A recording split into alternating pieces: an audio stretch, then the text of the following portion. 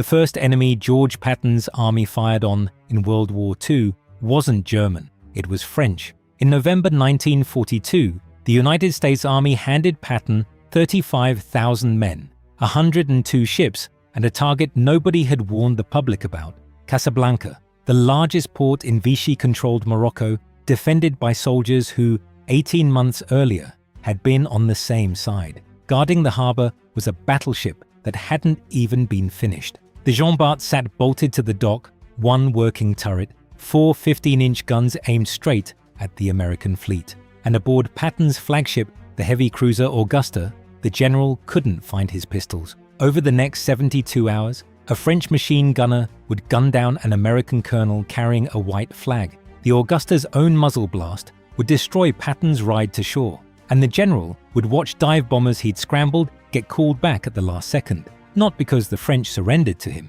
but because a politician in Algiers cut a deal first. The date the guns went quiet was November 11th, Armistice Day, Patton's 57th birthday. If this is your first time here, hit subscribe and ring the bell.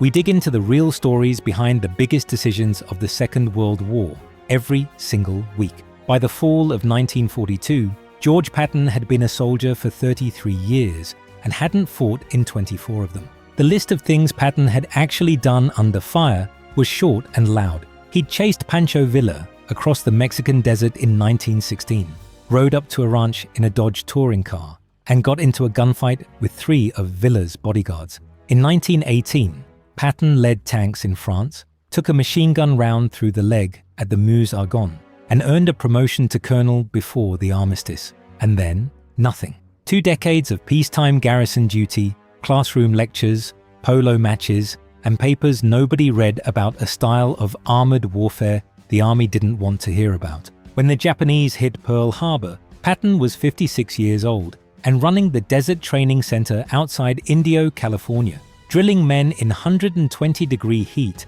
for a war that kept happening somewhere else. He trained an entire armored division out there. Most of those men would sail with him. So when Dwight Eisenhower picked Patton to command the Western Task Force for Operation Torch, the Allied invasion of French North Africa, Patton didn't ask questions. He packed his ivory-handled Colt, his Smith & Wesson .357, a pair of binoculars, and a riding crop, and he got on a ship. The problem was the target. Morocco belonged to Vichy France. The regime in charge was a puppet government that had signed an armistice with the German dictator in 1940, surrendered the northern half of France, and kept the southern half, plus every colonial territory from West Africa to Indochina, technically neutral. The soldiers defending Casablanca wore French uniforms, spoke French, saluted the tricolore, and had spent the last 2 years following Vichy's orders. Some of them had fought alongside Americans in the First War, and if you'd asked most of them in private, a fair number would have said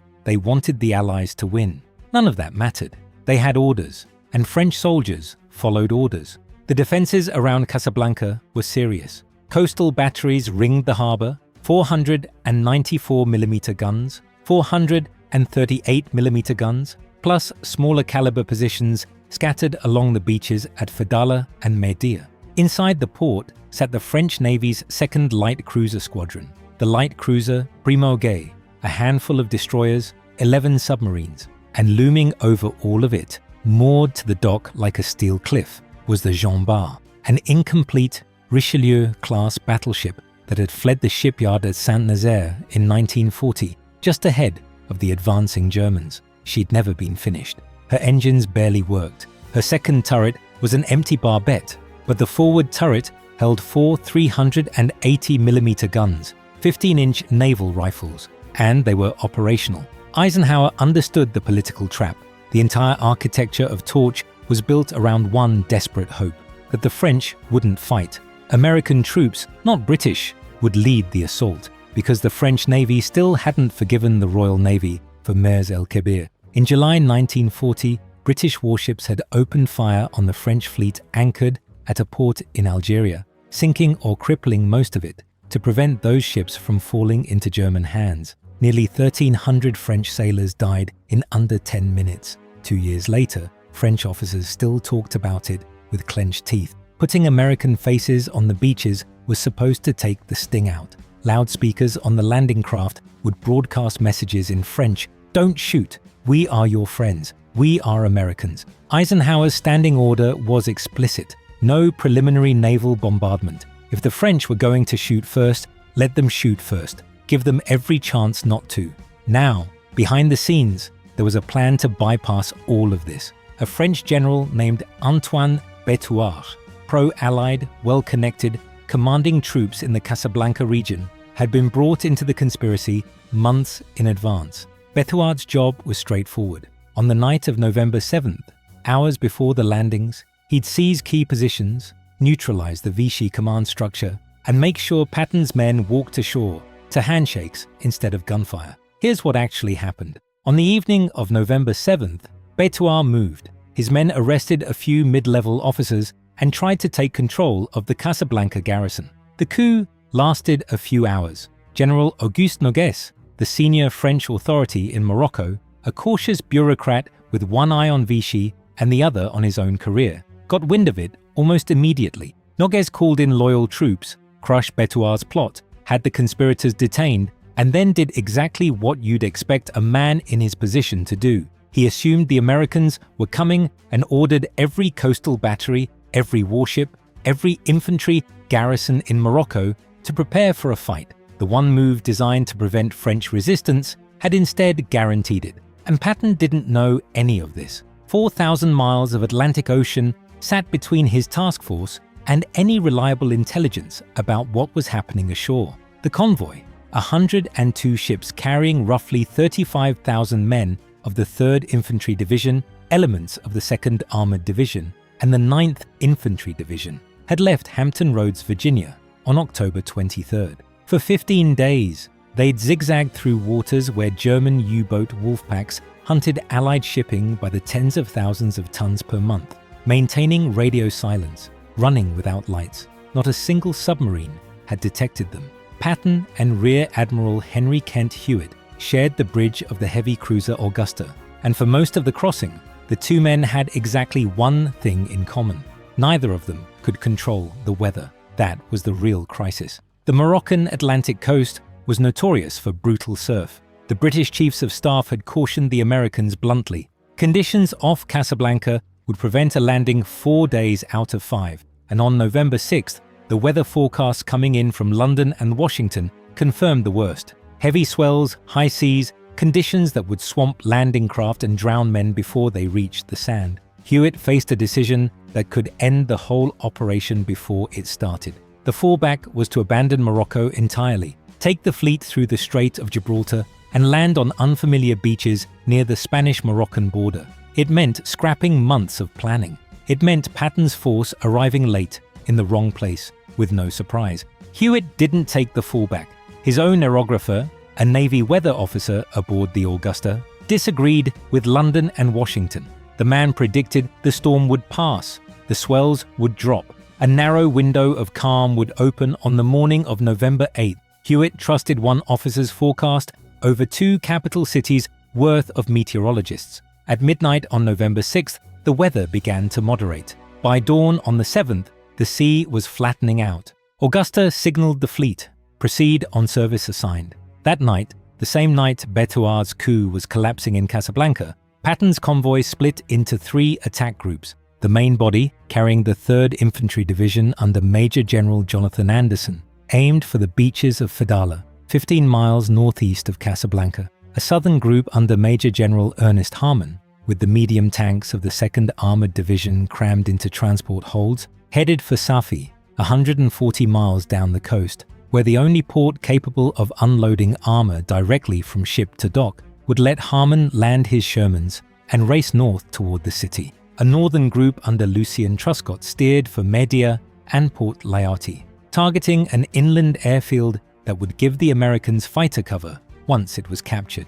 There's something worth sitting with here. The Allies spent months, not weeks, months, trying to make sure the French wouldn't resist. They recruited turncoats, staged coups, chose the right nationality of soldier for the beaches, wrote scripts for loudspeakers, and forbade their own navy from firing the first shot. All of it came to nothing. Bétuart's coup didn't open the door.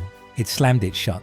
The loudspeaker messages would be drowned out by the concussion of coastal batteries. And by the time the first American boots hit the sand on November 8th, the French soldiers behind those guns had their ammunition, their orders, and every reason to believe that the men wading ashore were invaders. Politics and bullets don't travel on the same map. They never have. The sun went down on November 7th. Somewhere in the darkness ahead, the coast of Morocco waited.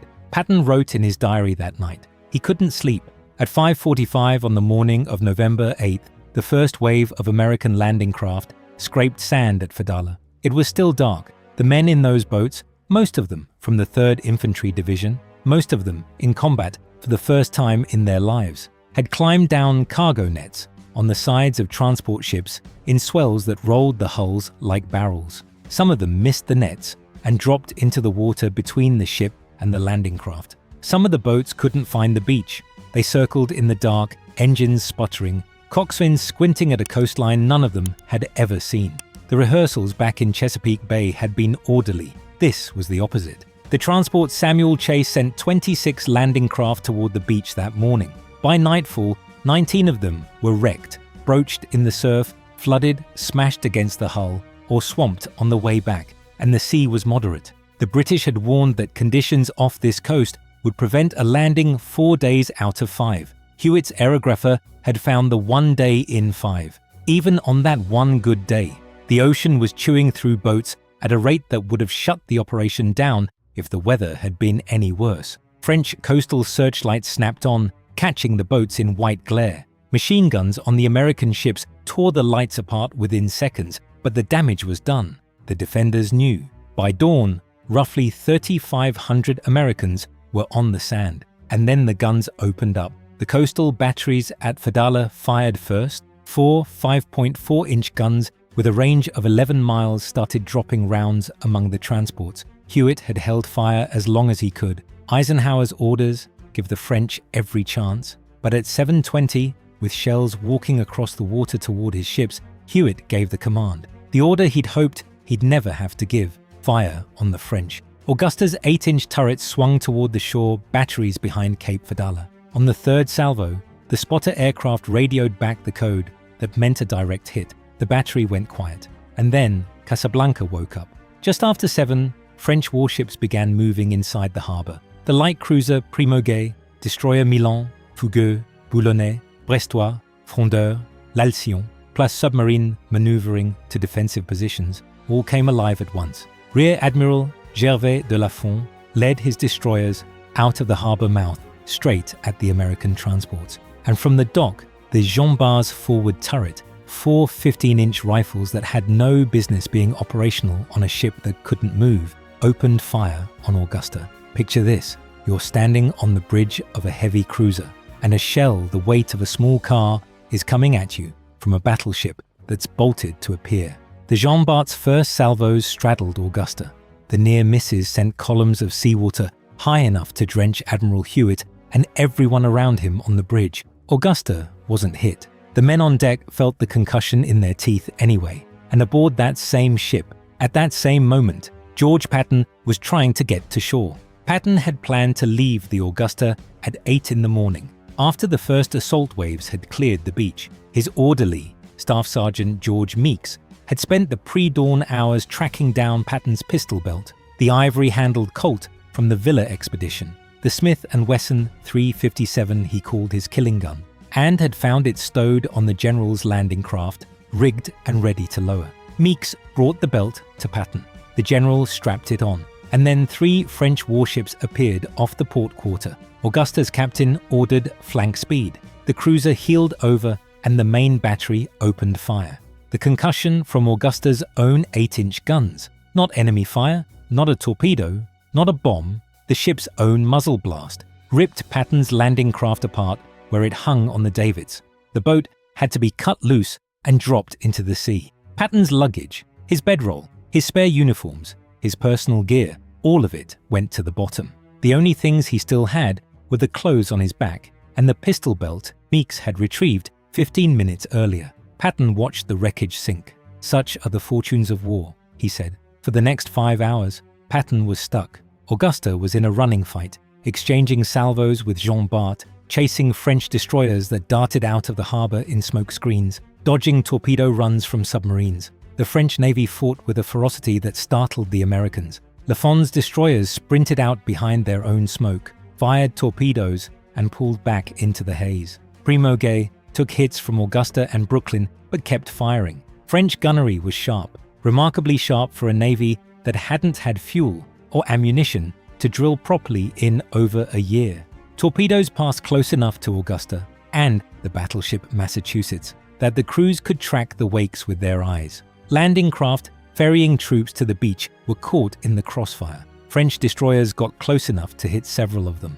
One of the few times in the entire war that enemy warships managed to engage American landing craft during an active amphibious assault. By late morning, carrier aircraft from the Ranger tipped the balance. Wildcat fighters swept the French planes from the sky. Dive bombers hit French destroyers in the harbour and hammered the shore batteries. The Massachusetts had already traded salvos with Jean Bart and jammed the battleship's only working turret with a lucky 16-inch shell. By 11:30, what was left of Lafond's squadron limped back into port. Fougueux was sinking.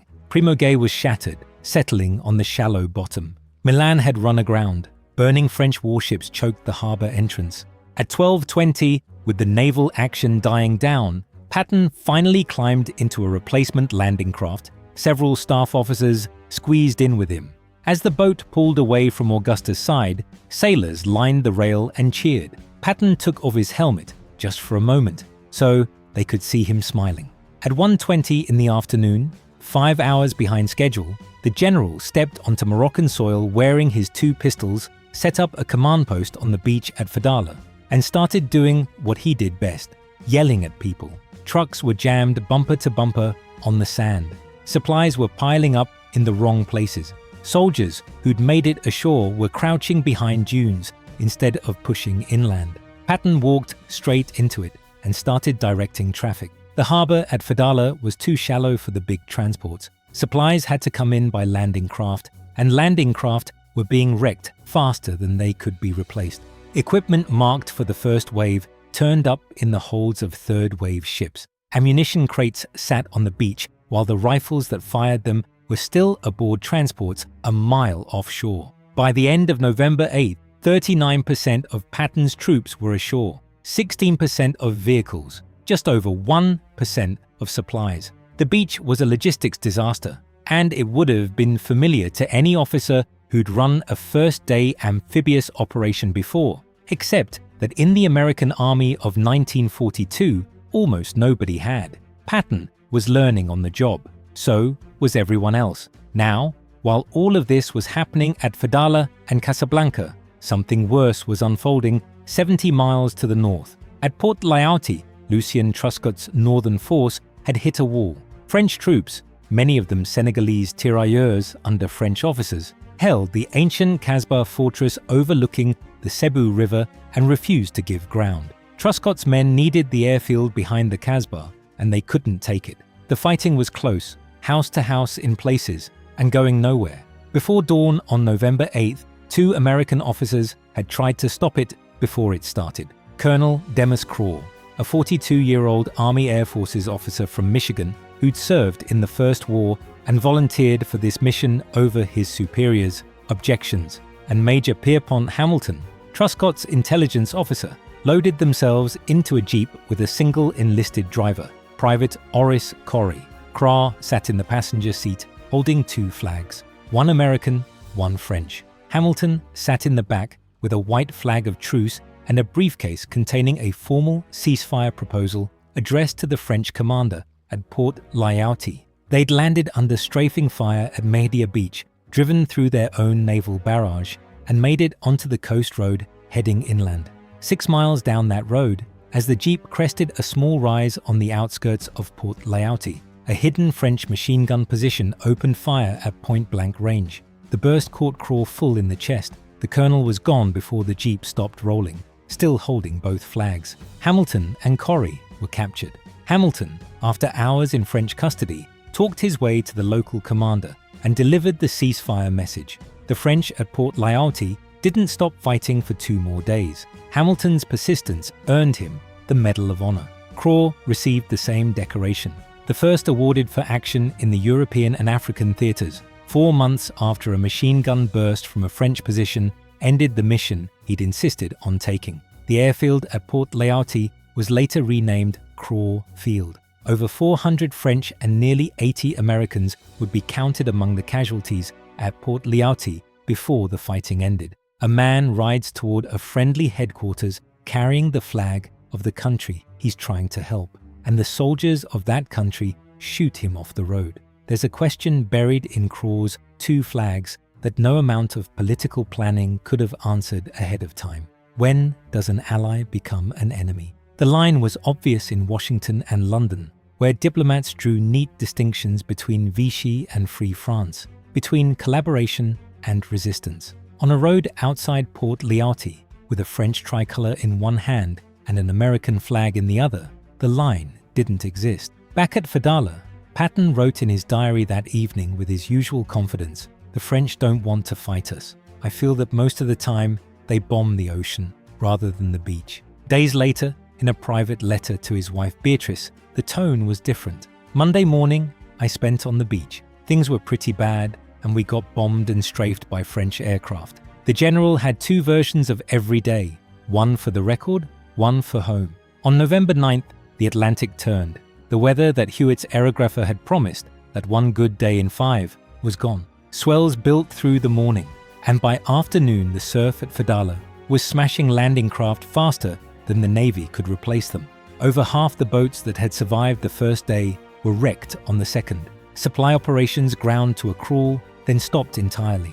On the beach, troops who'd been ashore for 24 hours were running low on ammunition and had almost no working radios. Waterproofing on communications gear had failed during the landings. Sets that were supposed to be sealed against salt water had shorted out on contact. Officers couldn't reach the ships. The ships couldn't reach the beach. Patton's force was ashore in pieces, a third of the men on the sand, the rest floating offshore in transports that couldn't unload. 5 of 77 tanks, scheduled for the first 2 days, had actually made it to dry ground. The rest sat in holds, useless, while French gunners shelled the approaches from the hills above Fedala. Patton spent November 9th on that beach, grabbing officers by the collar and pointing them inland. A transport had drifted into shallow water and stuck on a sandbar. Patton ordered it unloaded by hand. Lifeboats from the fleet were pressed into service as supply ferries when the real landing craft ran out. Nothing about this resembled a plan, and the French weren't done. Admiral Hewitt had received multiple ceasefire proposals through back channels, from American officers, from intermediaries, from Noguier's own staff. Hewitt refused them all. The admiral was a career naval officer with a simple operating principle. He'd been ordered to defend Casablanca, and he'd defend Casablanca until someone with higher authority told him to stop. That authority was in Algiers, 800 miles away, and it hadn't spoken yet. Hewitt had watched his destroyers get shredded, his cruisers shot to pieces, his submarines hunted to the surface. He'd lost over 400 French sailors in 48 hours, and he still wouldn't quit. So the fighting continued. French artillery batteries inland shelled the American advance from Fedala. Snipers harassed patrols on the outskirts of the city, and inside Casablanca harbor, French shipyard workers were quietly performing one of the more audacious acts of the entire battle. They were fixing the Jean Bart. The Massachusetts 16-inch shell had jammed the battleship's turret on November 8th, and every American who'd seen the hit assumed the Jean Bart was finished for good. The French repair crews thought otherwise. Working through the night of November 9th and into the 10th, they freed the jammed rotating mechanism and restored the turret to firing condition. Then they did something clever. They left the guns pointed in the exact same position they'd been stuck in, so that from the water, the turret still looked disabled. A dead ship playing dead. The trap was set. On the morning of November 10th, 2 small French corvettes, Commandant Delage and La Gracieuse, sortied from the harbor and opened fire on American troops advancing along the coast road toward Casablanca. Augusta and 4 destroyers moved in to deal with the corvettes. The cruiser came in close, closer than Hewitt would have allowed if he'd known what was waiting behind that motionless turret. And then, the Jean Bart's guns swung. The 15-inch rifles that every American officer had written off 48 hours earlier opened fire at near point-blank range. 9 rounds, 2 gun salvos, one after another. The last 3 landed so close to Augusta that Admiral Hewitt and his bridge staff were drenched with seawater for the second time in 3 days. Same ship, same admiral, same French battleship that was supposed to be finished. Augusta's captain threw the helm over, rang up flank speed, and ran. Hewitt had had enough. He radioed the Ranger, "Send everything." 9 SBD Dauntless dive bombers rolled in on the Jean Bart within the hour. 2,000-pound bombs hit, one forward, one aft. The blast tore open the hull below the waterline, and the Jean Bart settled into the harbour mud with her decks awash, her guns finally silent for good. Over 3 days, the incomplete battleship had fired 25 rounds from a turret that shouldn't have worked on a ship that couldn't move, and had come close enough to hitting the American flagship that the men on Augusta's bridge could taste the salt from the near misses. Captain Barth, the Jean Bart's commanding officer, was promoted to Rear Admiral 8 days later by the same Vichy government whose orders he'd been following. The French Navy didn't promote officers for losing. Barth was promoted for fighting. While the Jean Bart was settling into the mud, a column of American tanks was grinding north along the Moroccan coast road. At Safi, 140 miles south of Casablanca, Major General Ernest Harmon had gotten his Shermans off the converted sea train Lakehurst and into the port on the afternoon of November 8th. For 2 days, Harmon's armour dealt with a French column marching up from Marrakesh. The 2nd Armoured's artillery hammered the French positions with over 300 rounds of 105mm fire, and carrier planes from the Ranger caught 40 French aircraft lined up on the ground at Marrakech airfield and destroyed them where they sat. By the morning of November 10th, Harmon decided the Marrakesh threat was contained. He left a holding force, formed his tanks and artillery on the coast road, and at 900 hours, the armoured column raced north. The column wouldn't reach Casablanca in time. By sunrise on November 11th, Harmon's lead elements were near Mazagan, still over 50 miles south of the city. The tanks never made it to the siege line. What they did do was cut off any possibility of French reinforcement from the south, and every French officer monitoring the road north knew an armoured column was coming. In war, the approaching threat sometimes does the work before the tanks arrive. The real pressure on Casablanca was coming from the northeast, and it was closing fast. Major General Anderson's 3rd Infantry Division had pushed south from Fedala against stubborn French resistance. Artillery duels, roadblocks, sniper fire from the ridges. By the evening of November 10th, Anderson's forward units were dug in roughly 5 miles from the city's outer defenses. American artillery was registering its guns on the approaches. The Rangers Air Group had established a combat patrol pattern over the harbour, and offshore, Augusta, Massachusetts, Brooklyn, and the rest of Task Force 34 had their turrets trained on Casablanca's waterfront. Patton was getting squeezed from 2 directions. Eisenhower, in Algiers, wanted this wrapped up. Ike's deal with Admiral Darlan was teetering. The British press was savaging the Americans for cutting a deal with a Vichy collaborator. The Free French under de Gaulle were furious, and Roosevelt was getting uncomfortable. Every hour the Casablanca front stayed open was another hour. The political firestorm in London and Washington burned hotter. From the other direction, Patton's own supply line was still a wreck. Ammunition was trickling in on whatever boats hadn't been smashed by the surf. Vehicles were trapped on ships. The beach at Fedala looked like a salvage yard, and the weather wasn't improving.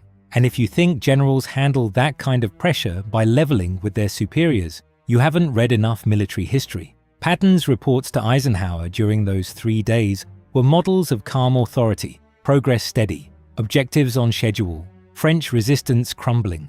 The reality on the ground was a logistics catastrophe held together with profanity and improvisation. There's a reason the official record and the private letter never match. A commanding general who reports chaos gets replaced. A commanding general who reports confidence, even when the confidence is mostly performance, keeps his job and gets reinforcements. Every general in every army in every war has understood this arithmetic. Patton wasn't lying. He was doing what the job required, turning a mess into a briefing that sounded like a plan. On the evening of November 10th, Patton made his decision. He set H hour for 7:30 on the morning of November 11th. The 3rd Infantry Division would attack Casablanca from the northeast. The Navy would bombard the port and whatever was left of the harbour defences. Rangers aircraft would provide close support. Patton didn't have Eisenhower's formal authorization for a full-scale assault on the city. The political negotiations were still sputtering along in Algiers, and he didn't wait for it. If the French hadn't surrendered by sunrise, Patton was going to take Casablanca the hard way. The orders went out, the gun crews loaded, the pilots checked their charts, and 800 miles to the east, in a room in Algiers, Admiral François Darlan, the highest-ranking Vichy official in North Africa, a man despised by the Free French, distrusted by the British, and tolerated by the Americans only because he could deliver a ceasefire, picked up a telephone. What happened in that room, and what Darlan agreed to, and what it cost the Allies in political credibility for the next 2 years, would shape the rest of the North African campaign. Darlan's price for ordering a ceasefire across all of French North Africa was simple. He wanted to be recognized as the supreme French authority in the region. Eisenhower's deputy, Major General Mark Clark, who'd been doing the negotiating, agreed. It was a deal that would be denounced in London, questioned in Washington, and cursed by de Gaulle. It was also the only deal that could stop the fighting before sunrise. Darlan's ceasefire order left Algiers sometime in the early hours of November 11th. It travelled by telephone and radio relay through French military channels, Algiers to Rabat, Rabat to Casablanca, down through General Nogues's headquarters and into the hands of Admiral Michelier, the man who'd refused every previous offer to stop fighting. Patton didn't know it was coming. At dawn on November 11th, the American war machine around Casablanca was wound tight. Anderson's 3rd Infantry Division held the northeast approaches. Artillery batteries registered on the city's outer ring of defences, forward observers in position on the ridgelines. Infantry companies dug into their assault start lines. The division had spent 2 days fighting its way south from Fedala through French roadblocks and shelling. And the troops on those start lines were tired, short on sleep, and carrying less ammunition than any commander would have liked. What they had was enough for a first push. Whether it was enough for a sustained fight through a defended city was a question nobody wanted to answer yet. Offshore, the guns of Task Force 34 were trained on the harbour and the waterfront. Augusta had taken up a bombardment position. Massachusetts was ready to fire her 16-inch main battery into the port area. The same guns that had duelled the Jean Bart 3 days earlier, now aimed at the docks and warehouses behind it. Brooklyn and the destroyers held station in a supporting arc. The fire plan called for a rolling barrage across the harbour district, timed to lift as Anderson's infantry crossed its start lines, and in the air, it was already happening. Ranger had launched dive bombers before sunrise. SBD Dauntless aircraft were circling in a holding pattern offshore, loaded with 1,000-pound bombs, waiting for the strike order. Wildcat fighters were up as escort. Patton's H hour was 7:30.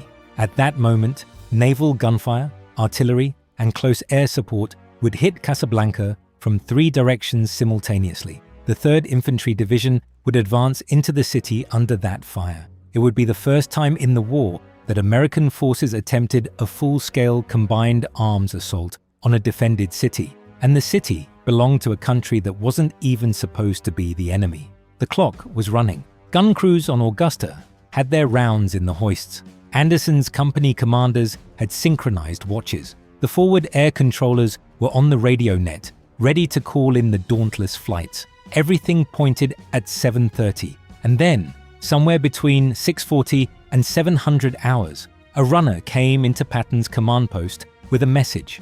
Nogues had transmitted Darlan's ceasefire order. Michelier, the same Michelier who'd refused to stop fighting for 3 straight days, who'd watched his fleet get destroyed and his sailors pulled from burning ships and still wouldn't quit, had acknowledged the order. The French garrison at Casablanca was standing down. The strike was called off.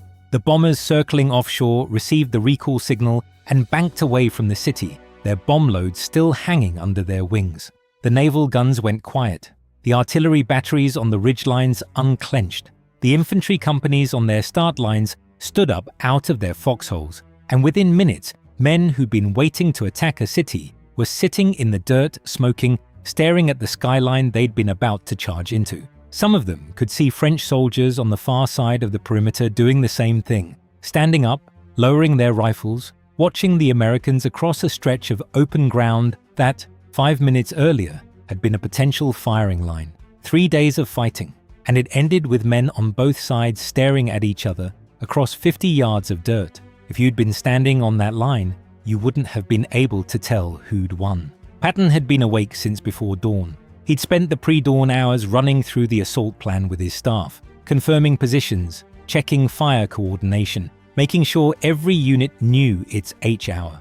He'd put 72 hours of combat, 3 days of logistics disasters, a beach full of wrecked equipment, and his entire professional reputation into this moment.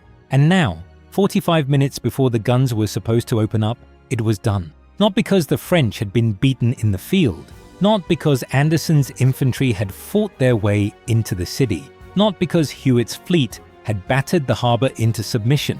It was done because a Vichy admiral in Algiers had picked up a telephone and cut a deal with an American general he'd been negotiating with for 3 days. There's a question that hangs over this morning, and it doesn't go away. Who won at Casablanca? Patton's military pressure made the French position untenable. That part was real. The encirclement, the artillery, the fleet offshore, the aircraft overhead. Michelieu couldn't have held out another full day even if Darlan had never called. In that sense, the operation worked, the threat was credible, and the French knew it. The problem was the last step. The man who actually pulled the trigger on the ceasefire wasn't the general who'd spent 3 days closing the ring. It was François Darlan, a Vichy admiral who'd spent 2 years serving a regime that collaborated with the German dictator, a man whose political survival depended on making himself useful to whichever side looked like it was winning. Darlan's signature on a ceasefire order carried more weight in Casablanca than 35,000 American troops, 102 ships, and 72 hours of fighting. And for the rest of the war, every time someone asked who deserved credit for taking French North Africa's biggest port without leveling it, the honest answer was uncomfortable. A collaborator who traded his authority for a title. Patton didn't spend the morning thinking about Darlan.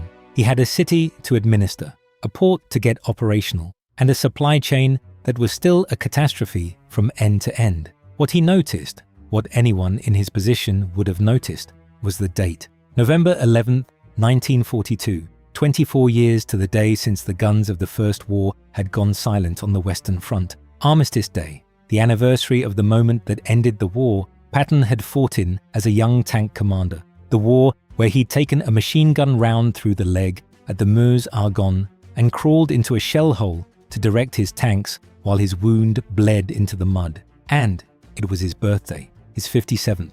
The same calendar square that had ended one world war had now ended Patton's first battle in the next one. The cavalryman who'd spent 24 years between wars, waiting, training, writing papers no one read, drilling tanks in a desert nobody cared about, had fought his opening action, not against the Germans he'd spent 2 decades preparing for, but against the French, on a coast he'd never seen, with a plan that started falling apart the moment it touched water. And the fighting stopped on his birthday, on the anniversary of the last war's end, because a politician made a phone call.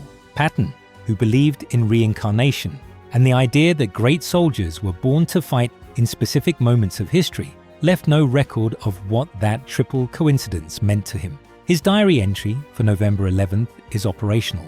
Times, unit positions, ceasefire terms, logistical priorities. If the date carried any private weight, he kept it off the page. What Patton chose to record instead was what happened at 2 o'clock that afternoon, and what he did with the men who'd been trying to destroy him. At 2 o'clock on the afternoon of November 11th, a car pulled up to Patton's command post at Fedala. Admiral Michelieu and General Nogues, the 2 men who'd ordered French forces to fight the Americans for 72 hours, stepped out and were escorted inside. Patton could have handled this any number of ways. Michelieu's refusal to stop fighting had gotten over 400 French sailors, and an unknown number of soldiers and civilians in Casablanca, wounded or worse. American casualties across the 3 landing zones were past 1,000. Ships had been sunk, landing craft smashed.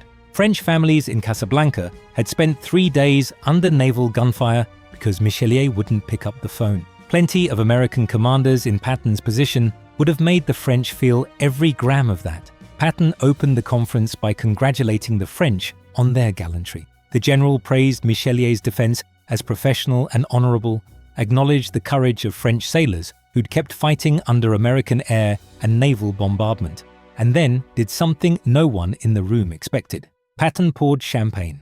Glasses went around. Toasts were exchanged. When the meeting ended, Patton ordered a formation of American soldiers to line the exit, a full guard of honor, rifles at present arms. And Michelier and Noguès walked out between 2 rows of the same troops who'd been shooting at them 72 hours earlier. That evening, Patton wrote in his diary, "No use kicking a man when he's down." The line sounds generous. It wasn't generosity. Patton needed Casablanca's port operational within days. The entire Allied logistics chain for the North African campaign depended on it. The general needed French dock workers to unload American ships, French railroad engineers to move supplies inland, and Noguès' civilian administration to keep running so American troops didn't have to police a city of 300,000. Every handshake, every glass of champagne, every salute in that guard of honor was a down payment on cooperation. The man who'd spent 3 days trying to take Casablanca by force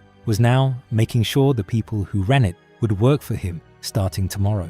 Patton grasped something that most generals figure out too late. Once the shooting stops, yesterday's enemy is tomorrow's port authority, tomorrow's railroad dispatcher, tomorrow's police chief. The champagne wasn't a gesture, it was a requisition form.